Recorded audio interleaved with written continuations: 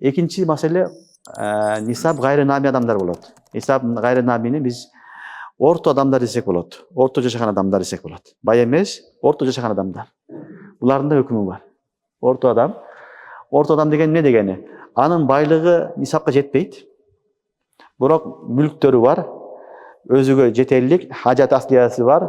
Андан сырткары дагы жетерлик, бирок нисапка жеткен байлыгы жок. Мисалы, бир адамдын 250 миң акчасы жок. Бирок 2-3 үйү бар. Жерлери алып койгон жерлери бар. Машиналары бар. Бирок зарылчылыкка иштетип атат, жөнүнө турат. Бирок өсүп аткан жери жок да турат. Эми ал адамды эсептесек, хажат аслиядан ашыкча мүлкү бар, бирок нисапка жетпейт, аны бай дебейбиз шариятта.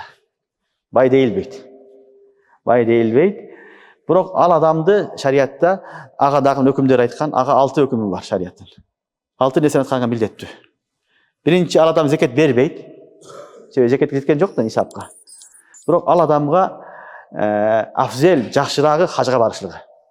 Ошол бир жерин сатып, хажга барып келген жакшы. Качан акча болот деп күтө бербестен, ошо бир жерини, машинасыны, турган акча буюмдары бар да хажат аслиядан сырткары. Алар сатып барып келемсе, бул жакшыраак, бул афзел болот. Ага курбандык важип болот. Ага орозо фитр важип болот. Жакыр туугандардын карашылык да важип болот. Мына ушул 4 нерсе ага да важип болот, 3 нерсе, закеттен башка. Орто жашаган адамдарга бардыгы бул да важип болот. Зекет эле важип болбойт, калгандар важип болот. Хажга дагы барган афзел, жакшыраак.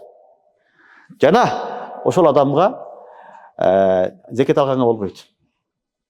Жана суранганга да болбойт. Элден тилемчилик кылганга да болбойт. Муну биз нисабы гайры нами болгон адам дейбиз.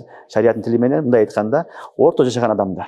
Бай эмес, байдан төмөнүрөөк, орто жашаган адамдарга дагы шариаттын өкүмдөрү зекет бербейт, калган амалдар кылат. Курбандык кылат, орозо фитир берет, мүмкүн болсо хажга барып келген жакшыраак буюмду сатып, жана башка маселелер эмне болот? Ага милдеттүү болот. Сураганга болбойт, зекет алганга болбойт, башка маселелер бар. Бул орто жашаган адам.